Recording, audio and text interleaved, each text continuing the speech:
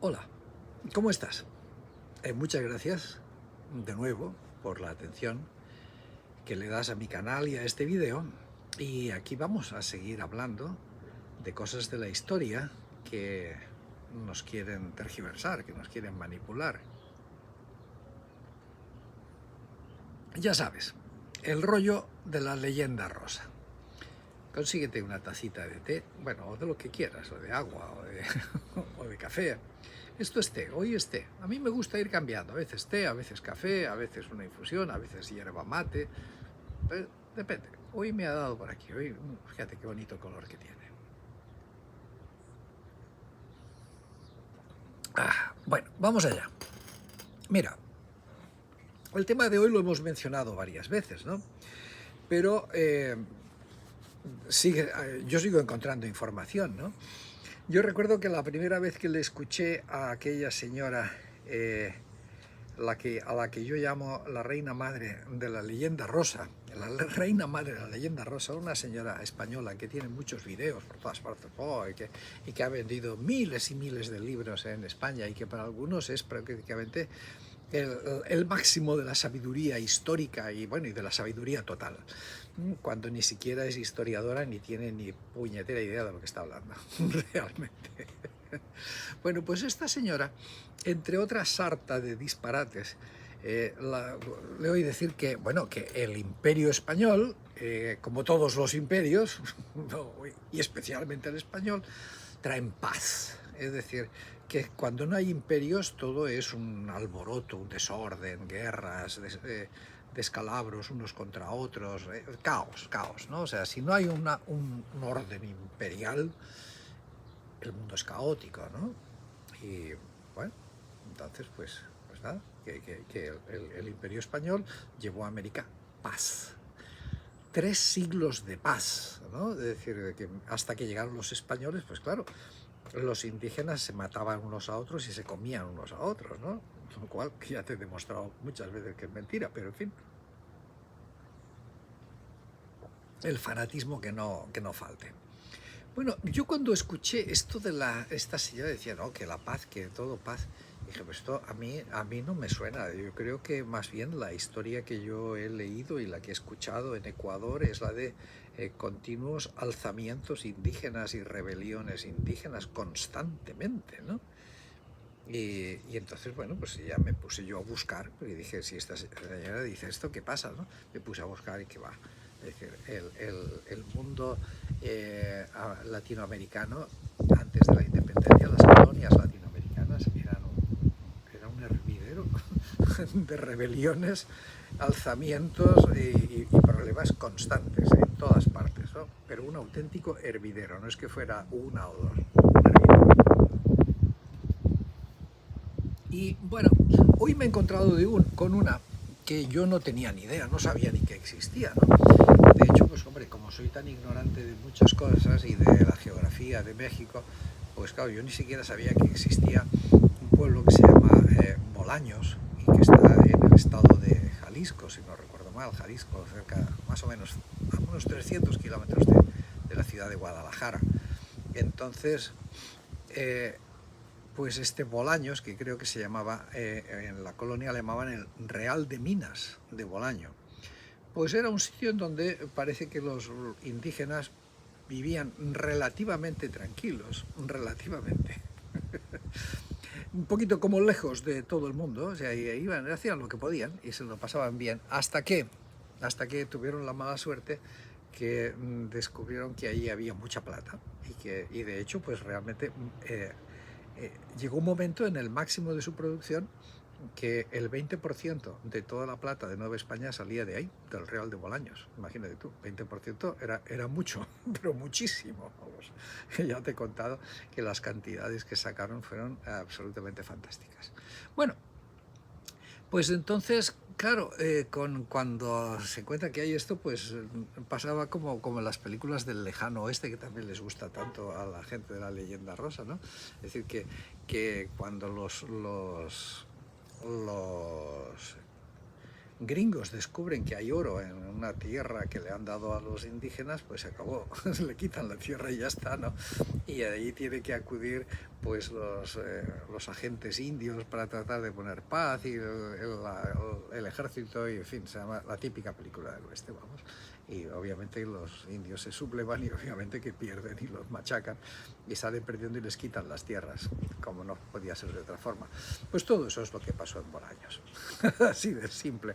Yo te voy a adjuntar el artículo que me he encontrado, que es un artículo académico, que está muy bien escrito, que tiene muchísima información muy detallada sobre la corrupción y todo lo que se hizo y lo que se deshizo. Y de también cómo hubo gente que intentó hacer las cosas bien y que, vamos, en absoluto, ¿no? Porque evidentemente en la colonia también había gente que quería hacer las cosas bien, o sea, no todos eran unos criminales desalmados. Pero normalmente lo que pasaba es que los que querían hacer las cosas bien a la larga salían perdiendo, aunque fueran españoles, ¿eh? A la larga, aunque fueran españoles. Entonces esta es una historia que abarca desde el año 1734 hasta el año 1783.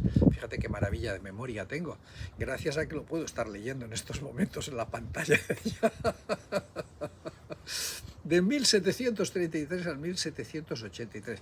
Con lo cual, lo que te quiero decir es que estas rebeliones y revueltas y este estado de alarma que había, no era como a veces también nos han querido mentir y engañar, que esto, bueno, la violencia existió obviamente, pero eso fue solamente al principio, después ya no, al principio sí, pero luego no, ya todo fue paz. No, pues mira, en el año 1734, ya hacía 200 años, que el asesino Cortés había destrozado la Ciudad de México, ¿no? 200 años, no es poco, ¿eh? ¿Y por qué? Y aquí déjame que te añada también algo que tiene su interés, ¿no? Es decir, normalmente en el siglo XVII, es decir, en los años de los 1600 y pico, casi no hay revueltas indígenas, las hay, pero muchísimas menos. Y es muy curioso. Y pasa en todas partes, en todas las colonias, ¿no? Que te dices, vamos a ver, 1650, 1680, ¿da? Bueno, habían cosas, pero desde luego el estado casi general de rebelión y de revuelta que había en el siglo XVIII, que son los años 1700, en el 1600 no había. Entonces, pero la explicación es muy sencilla, no es porque les estaban tratando mejor, ni muchísimo menos. La explicación es porque después de la invasión y de, bueno, y de los destrozos que se hicieron y de la enorme explotación que se hizo de la mano de obra indígena, la demografía indígena cayó brutalmente. Y cayó brutalmente justamente en esos años, en el siglo XVII. O sea, de hecho, hay documentos que quizá valga la pena que le dedique un video otro día. Hay documentos que dicen que hacia el año 1650 la gente estaban convencidas de que los indios se iban a extinguir, o sea, porque la caída demográfica era brutal, era enorme. No solamente porque los mataban, que no es que iban a... El deseo no era matarlos, el deseo era explotarlos. Pero claro, cuando tú lo explotas demasiado a una persona y lo revientas a trabajar y le cuidas mal y le das mala alimentación y etcétera, y además tiene toda la humillación y la depresión de ser parte de una raza derrotada y humillada, pues entonces la gente se iba muriendo, no querían tener hijos. Y luego también venía el fenómeno del mestizaje, que el fenómeno del mestizaje significaba también la extinción de los indígenas, porque un mestizo no es un indígena.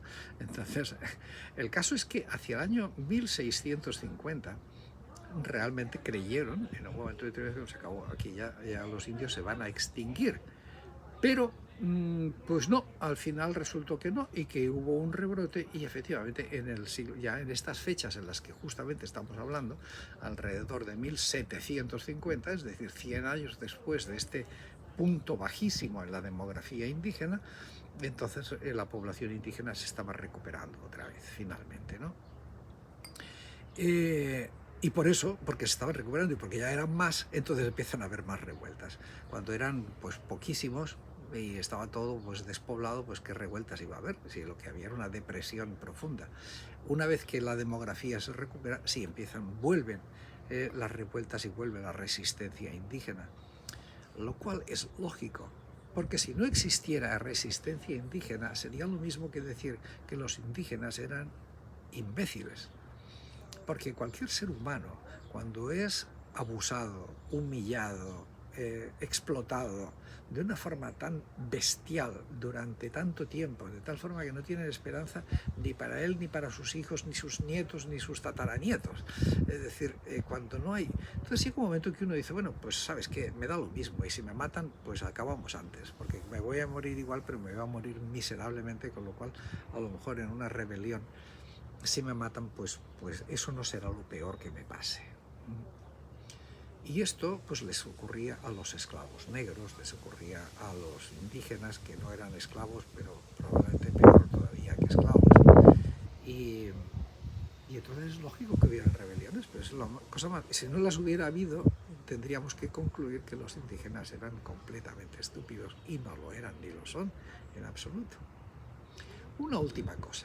Tú dirás, oye, ¿y por qué dices que para los indígenas era peor que ser esclavos? Pues mira, es muy sencillo. Un esclavo era caro. Comprar un esclavo era aproximadamente el equivalente de hoy día comprarte un auto de medio lujo, ¿no? Es decir, no te diría yo un Bentley o un Rolls Royce, no, pero lo que sería hoy día comprarse un Mercedes-Benz, ¿no? Un esclavo era el equivalente a comprarse un Mercedes, hombre, no de los Mercedes más carísimos de todos, porque claro, también hay Mercedes muy caros, pero un Mercedes de un precio medio, pues eso era lo que venía a costar un esclavo. Con lo cual, pues esclavos no podía tenerlos todo el mundo. Y desde luego, una vez que te habías gastado ese montón de dinero en un esclavo, lo último que querías es que se te muriera enseguida. Con lo cual, procurabas alimentarlo bien, procurabas que descansara bien, procurabas que lo hubiera un médico si es que estaba enfermo, etcétera, etcétera. Porque un esclavo costaba mucho dinero y cuando se moría, pues habías perdido la inversión, ¿no? En cambio, un indígena no costaba nada. Simplemente le llevaban a la fuerza y se acabó. No costaba absolutamente nada. En el mejor de los casos, ya digo, en el mejor de los casos había que pagarle un sueldo que, si lo llamáramos miserable, todavía podríamos decir que era algo. Con el sueldo que se le pagaba a un indígena, no se podía ni siquiera mantener él mismo, mucho peor a su familia ni nadie. Eran trabajos forzados, al indígena se le llevaba a la fuerza. O sea, que de tal manera que decían, oye, que hay que construir un camino para no sé dónde, necesitamos 80 indígenas. Pues nada, iba el corregidor y traía 80 indígenas, si era necesario, encadenados. Y punto. Oye, que se han muerto de los 80, se nos han muerto 60, necesitamos traernos otros 60 más. Pues ya está. Enterraban, si es que los enterraban a los 60 que se habían muerto, y traían otros 60 más. No costaban nada, costó cero. Y si se moría, pues trae otro, ya está.